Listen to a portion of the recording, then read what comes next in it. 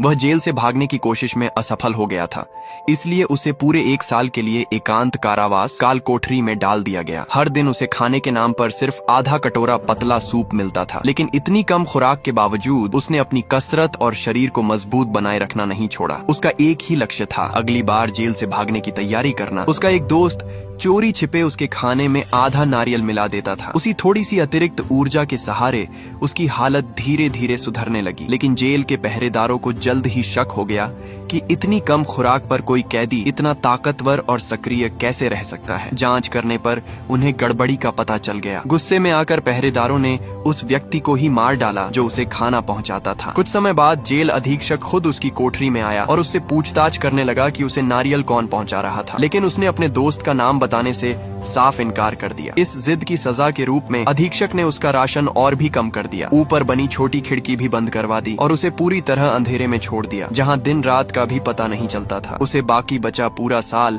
उसी अंधेरी काल कोठरी में बिताना पड़ा। सामान्य इंसान ऐसी जगह कुछ दिनों में ही मानसिक संतुलन खो देता, लेकिन उसकी इच्छा शक्ति असाधारण थी। उसने हर कठिनाई झेल ली और आखिरकार एक दिन जेल से भागने में सफल हो गया। यह फिल्म पैपिलॉन एक सच्ची घटना पर आधारित है। बहुत से लोग इसे इतनी शानदार मानते हैं कि इसकी तुलना द शॉशैंक रिडेम्पशन जैसी प्रसिद्ध जेल फिल्मों से की जाती है। कहानी की शुरुआत में पैपिलॉन को कपड़े उतरवाकर अन्य कैदियों के साथ जेल भेजा जा रहा होता है। उसके पीछे खड़ा एक कैदी उसे बताता है कि सामने जो आदमी है वह करोड़पति है और उसके पेट के अंदर जरूर काफी पैसा छिपा हुआ होगा। जिस दिन से पैपिलॉन को सजा सुनाई गई थी, उसी दिन से उसके मन में सिर्फ एक ही जुनून था, जेल से भागना। और भागने के लिए पैसे सबसे जरूरी चीज थे। जब कैदियों को जहाज पर चढ़ाया गया, तब पैपिलॉन ने उस अमीर कैदी डेगा पर नजर रखनी शुरू कर दी। उसने जानबूझकर अपने सोने की जगह के पास एक खाली स्थान छोड़ दिया और फिर डेगा के पास पहुंचा, जो फर्श पर सिकुड़कर बैठने को मजबूर था। पैपिलॉन ने उससे कहा कि वह उसकी सुरक्षा कर सकता है और इस खूंखार कैदियों के बीच उसे जिंदा रख सकता है। बदले में उसे कुछ पैसे देने होंगे, लेकिन डेगा को उस पर भरोसा नहीं हुआ। उसका मानना था कि पैसे देकर पहरेदारों को खरीदना किसी कैदी पर भरोसा करने से ज्यादा सुरक्षित है। लेकिन उसी रात उसकी सोच बदल गई। आधी रात को एक भयानक चीख सुनाई दी। डेगा की आंख खुल गई और उसने देखा कि उसके पास सो रहा एक कैदी दूसरे विशालकाय कैदी द्वारा बेरहमी से मार डाला गया था। उस हमलावर ने उसका पेट फाड़ दिया था और चारों तरफ खून फैल गया था। इसके बाद जो हुआ वह और भी डरावना था। हत्यारे ने खून और मांस के बीच हाथ डालकर मृत कैदी की आंतों में छिपाए गए पैसे निकाल लिए। उसने कुछ पैसे अपने पास रखे और बाकी पहरेदारों को दे दिए। पहरेदारों ने पैसे लेने के बाद ही सीटी बजाकर घटना की सूचना दी। बाकी पहरेदारों ने भी लाश को ऐसे उठाकर फेंक दिया जैसे कुछ हुआ ही न हो। यह देखकर डेगा समझ गया कि यहाँ पहरेदारों से किसी तरह की सुरक्षा की उम्मीद करना बेकार है। अगला शिकार वह खुद भी हो सकता था। डर के मारे वह उसी रात पैपिलॉन के पास पहुंचा और दोनों के बीच समझौता हो गया। अब पैपिलॉन उसकी सुरक्षा करेगा और बदले में डेगा उसे पैसे देगा। जैसा कि पैपिलॉन ने अनुमान लगाया था, लालच अभी खत्म नहीं हुआ था। रात को जब सभी सो रहे थे, एक खतरनाक कैदी चुपके से डेगा के बिस्तर की ओर बढ़ा, लेकिन पैपिलॉन पहले से तैयार था। उसने पीछे से बिजली की गति से हमला किया और अपनी बेहतरीन लड़ाकू क्षमता के दम पर उस हमलावर को मार डाला। इस घटना के बाद दोनों की साझेदारी और मजबूत हो गई। कुछ दिनों बाद जहाज समुद्र पार करके फ्रेंच गयाना की उस कुख्यात जेल कॉलोनी में पहुंच गया, जिसे दुनिया के सबसे भयावह दंड स्थलों में गिना जाता था। जब कैदियों को जहाज से उतारा जा रहा था, तभी पैपिलॉन के एक साथी कैदी ने अचानक ऊंचाई से छलांग लगा दी और जानबूझकर अपनी टांग तोड़ ली। वह दर्द से चिल्ला रहा था, लेकिन जब उसे स्ट्रेचर पर ले जाया जा रहा था, तब उसके चेहरे पर एक अजीब संतोष दिखाई दे रहा था। असल में वहां मौजूद हर कैदी जानता था कि इस जेल में पहुंचना लगभग मौत के मुंह में जाने जैसा है। ऐतिहासिक रिकॉर्ड के अनुसार लगभग 80,000 कैदियों को इस दंड कॉलोनी में भेजा गया था। उनमें से बहुत से लोग निर्दोष भी थे, लेकिन जो लोग जिंदा वापस लौट पाए उनकी संख्या 10% से भी कम थी। ये जगह बेहद गर्म, बीमारियों से भरी और अमानवीय परिस्थितियों वाली थी। यहाँ के कैदी हिंसक और निर्दयी थे, लेकिन सबसे भयावह व्यक्ति था जेल का अधीक्षक, जिसे लोग शैतान जैसा इंसान मानते थे। वह केवल कैदियों को मारने में आनंद नहीं लेता था, बल्कि उनकी आत्मा और मानसिक शक्ति को तोड़ने के लिए कुख्यात था। उसने भागने की कोशिश करने वालों के लिए कठोर नियम बनाए थे। पहली बार भागने पर 2 साल का एकांत कारावास, दूसरी बार भागने पर 5 साल का एकांत कारावास और तीसरी बार पकड़े जाने पर सीधे डेविल्स आइलैंड भेज दिया जाता था, जहां जीवन भर कैद रहना पड़ता था। केवल हत्या करने वालों को तुरंत मौत की सजा दी जाती थी। इस जेल में इंसानों की गरिमा पूरी तरह छीन ली गई थी। सैकड़ों कैदी जानवरों की तरह एक विशाल सामूहिक सोने की जगह में ठूंस दिए जाते थे। हर कैदी के पैरों में भारी लोहे की जंजीरें बंधी रहती थीं। जब वे सिर उठाकर ऊपर देखते तो छत पर हजारों खून चूसने वाले चमगादड़ उल्टे लटके दिखाई देते थे। यहाँ तक कि शौच जैसी बुनियादी जरूरत भी पहरेदारों की निगरानी में पूरी करनी पड़ती थी। हर दिन कैदियों को खदानों में काम करने के लिए मजबूर किया जाता था। उन्हें विस्फोट करके तोड़े गए भारी पत्थरों को उठाकर गाड़ियों में भरना पड़ता था। थकावट, लू लगना और काम करते करते मौत हो जाना यहाँ की आम बात थी। एक दिन डेगा पत्थर उठाते समय गलती से वह कैप्सूल गिरा बैठा जिसमें उसने पैसे छिपा कर रखे थे। वही पैसा दोनों की आजादी और भविष्य की उम्मीद था। पेपिलोन ने तुरंत काम रुकवाया और पत्थरों के ढेर में पागलों की तरह खोजबीन शुरू कर दी। बड़ी मुश्किल से और पहरेदारों के पहुंचने से ठीक पहले उसे वह कैप्सूल मिल गया। कुछ समय बाद दोनों की नजर एक नाविक पर पड़ी जो हर महीने जेल के पहरेदारों के मनोरंजन के लिए महिलाओं को लाया करता था। पेपिलोन ने उससे समुद्र तट तक पहुंचने का रास्ता और वहां से भागने की कीमत पूछी। नाविक ने बिना किसी झिझक के भारी रकम मांगी, प्रति व्यक्ति 5,000। यह रकम बहुत बड़ी थी, लेकिन जिंदा बचने का कोई दूसरा रास्ता नहीं था। इसलिए पेपिलोन ने उसकी शर्त मान ली और 3 दिन बाद भागने की योजना तय कर ली। अगले दिन अचानक सभी कैदियों को मैदान में इकट्ठा किया गया। जेल अधीक्षक ने घोषणा की कि पिछली रात एक कैदी ने एक पहरेदार की हत्या करके भागने की कोशिश की थी, लेकिन वह असफल रहा और मारा गया। वह कोई और नहीं बल्कि वही कैदी था जिसने जेल पहुंचते समय अपनी टांग तोड़ ली थी ताकि उसे इस नरक जैसी जेल में न आना पड़े। अधीक्षक ने सबके सामने पेपिलोन और डेगा को उस मृत कैदी की लाश उठाने का आदेश दिया। कमजोर और नाजुक शरीर वाले डेगा के लिए यह काम बेहद कठिन था। डेगा, जो पहले ही डर और शारीरिक कमजोरी से टूट चुका था, मृत शरीर उठाते समय अचानक जमीन पर गिर पड़ा। उसकी सारी ताकत खत्म हो चुकी थी और वह दोबारा खड़ा भी नहीं हो सका। यह देखकर पहरेदारों को जरा भी दया नहीं आई। उनमें से एक ने चमड़े का कोड़ा निकाला और बेबस पड़े डेगा पर बेरहमी से बरसाने लगा। अपने साथी को मौत के करीब पहुंचता देख पेपिलोन से यह सहन नहीं हुआ। उसने जमीन से एक बड़ा पत्थर उठाया और पूरी ताकत से पहरेदार के सिर पर दे मारा। पहरेदार बेहोश होकर गिर पड़ा। अब पेपिलोन जानता था कि उसके पास भागने के अलावा कोई रास्ता नहीं बचा है। वह जान बचाने के लिए पूरी ताकत से दौड़ा और एक ऊंची चट्टान से समुद्र में छलांग लगा दी। किस्मत अच्छी थी कि वह पीछे से बरस रही गोलियों और पीछा कर रहे पहरेदारों से बच गया। रात गहराने तक वह छिपा रहा। अंधेरा होने के बाद वह नदी किनारे पहुंचा और उस नाविक को ढूंढ निकाला जिससे उसने पहले सौदा किया था। उसके पास इस समय पैसे नहीं थे, लेकिन उसने वादा किया कि जैसे ही वह सुरक्षित जगह पहुंच जाएगा पूरे 5,000 चुका देगा। लेकिन नाविक पहले ही उसके झांसे को समझ चुका था। वह बाहर से शांत दिखाई दिया, मगर जैसे ही पेपिलोन ने पीठ घुमाई, पहले से घात लगाए बैठे उसके साथियों ने उसे दबोच लिया। अगले दिन पेपिलोन को वापस जेल लाया गया। सिर्फ एक राहत की बात थी कि जिस पहरेदार को उसने पत्थर मारा था वह मरा नहीं था, लेकिन फिर भी उसे सजा मिली। उसे सेंट जोसेफ द्वीप भेज दिया गया, जहां उसे 2 साल तक एकांत कारावास में रखा जाना था। यह जगह पहले से भी ज्यादा भयावह थी। यहाँ कोई डॉक्टर नहीं था। यदि कोई बीमार पड़कर मर जाता तो बस मर जाता, किसी को परवाह नहीं होती। कोठरी में उसकी हर हरकत पर नजर रखी जाती थी। उसे बात करने की अनुमति नहीं थी, यहाँ तक कि कोई आवाज निकालना भी मना था। रोज सिर्फ एक बार बेहद घटिया सब्जी का पतला सूप दिया जाता था, जो मुश्किल से पेट भरता था। ऊपर से पहरेदार समय समय पर उसे प्रताड़ित भी करते रहते थे। जिंदा रहने के लिए पेपिलोन वही गंदा सूप आखिरी बूंद तक पी जाता और जितना संभव हो उतना सोता रहता ताकि शरीर कम ऊर्जा खर्च करे। फिर एक दिन उसके लिए उम्मीद की किरण आई। खाने के नए ड्रम में उसे आधा नारियल मिला, साथ में एक छोटा सा संदेश भी था। उससे उसे पता चला कि डेगा ने भारी रिश्वत देकर यह नारियल उसके लिए भिजवाया है। यह जानकर पेपिलोन भावुक हो गया। उसे एहसास हुआ कि उसका दोस्त अभी भी उसे नहीं भूला है। उसी दिन से उसने फिर से व्यायाम शुरू कर दिया और खुद को मानसिक रूप से मजबूत बनाए रखने की कोशिश करने लगा। लेकिन यह सिलसिला ज्यादा दिन नहीं चला। सिर्फ 1 सप्ताह बाद नारियल भेजने का रहस्य खुल गया। जिस कर्मचारी ने रिश्वत लेकर मदद की थी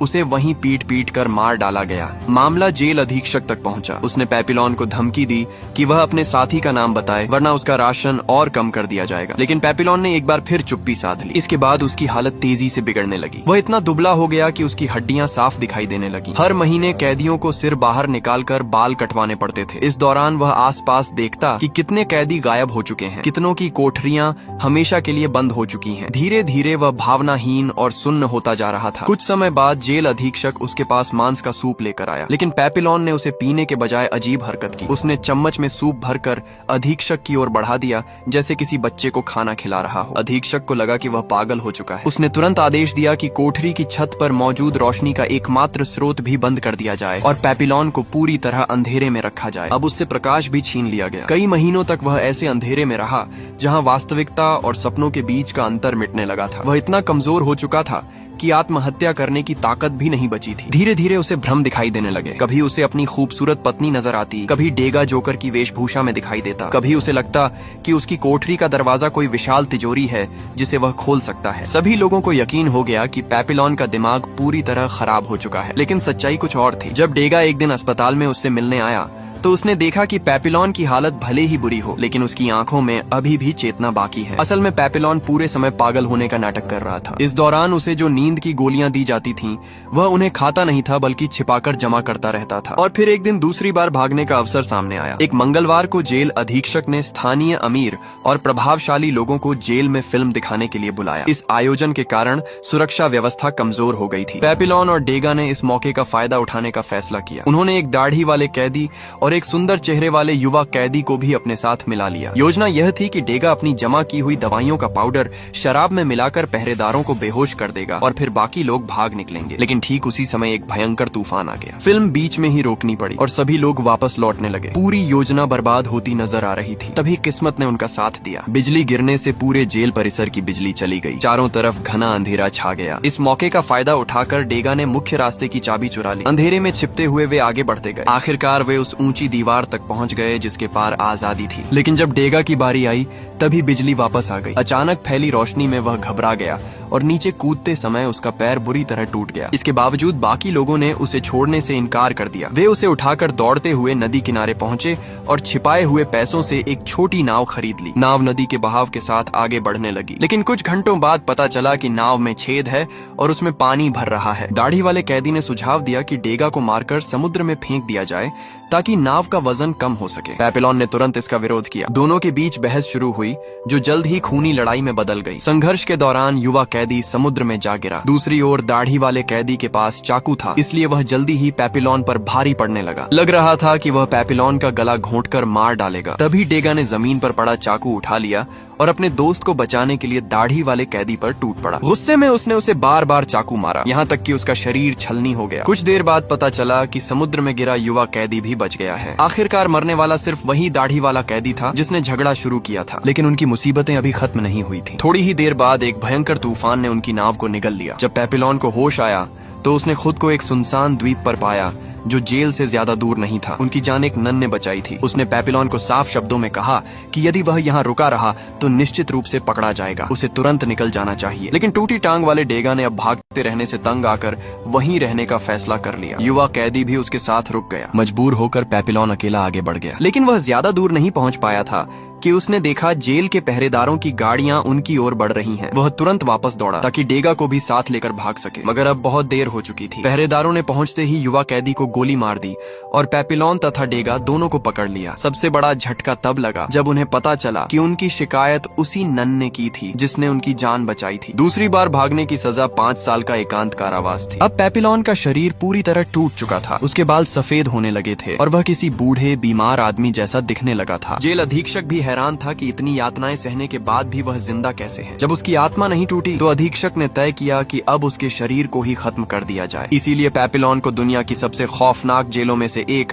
डेविल्स आइलैंड भेज दिया गया। चारों तरफ उफनता समुद्र था। खाने पीने का सामान केवल जहाजों के जरिए पहुंचता था। यह ऐसी जगह थी जहां से भाग निकलना लगभग असंभव माना जाता था। डेविल्स आइलैंड ऐसी जगह थी जहां ऊंची दीवारों और हथियारबंद पहरेदारों की भी ज्यादा जरूरत नहीं पड़ती थी। यहाँ की असली सुरक्षा प्रकृति खुद थी। चारों ओर उफनता हुआ समुद्र, भयंकर धाराएं और शार्क मछलियां किसी भी कैदी के लिए मौत का फरमान थी। जो भी भागने की कोशिश करता वह या तो समुद्र में डूब जाता या फिर शार्क का शिकार बन जाता। लेकिन पेपिलोन अब तक इतनी यातनाएं झेल चुका था कि उसके भीतर का हौसला टूटने के बजाय और मजबूत हो गया था। हर दिन वह घंटों समुद्र को निहारता रहता। वह लहरों की दिशा, ज्वार भाटा और समुद्री धाराओं का बारीकी से अध्ययन करता था। दूसरे कैदियों को लगता था कि वह बस खाली बैठा रहता है, लेकिन उसके दिमाग में एक नई योजना आकार ले रही थी। कई महीनों तक लगातार निरीक्षण करने के बाद उसने एक महत्वपूर्ण बात नोटिस की। उसने देखा कि समुद्र की कुछ विशेष लहरें और धाराएं किनारे की ओर लौटने के बजाय बाहर गहरे समुद्र की ओर बहती हैं। पेपिलोन ने अनुमान लगाया कि यदि सही समय पर समुद्र में छलांग लगाई जाए तो ये धाराएं इंसान को वापस किनारे पर नहीं फेंकेंगी, बल्कि दूर खुले समुद्र की ओर ले जाएंगी, जहां से वह मुख्य समुद्री धारा तक पहुंच सकता है। उसने इस सिद्धांत को अपनी आखिरी उम्मीद बना लिया। पेपिलोन और डेगा ने मिलकर